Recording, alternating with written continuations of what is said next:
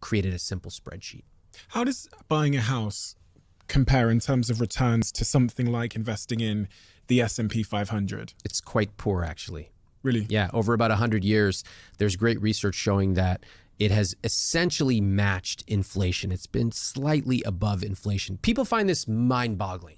Again, because they think somebody bought a house for 100K and they sold it for $1 million, so it's 900K.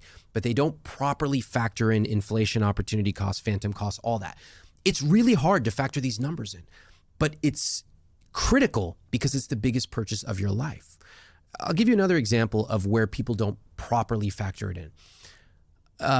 Some people pay a financial advisor 1%.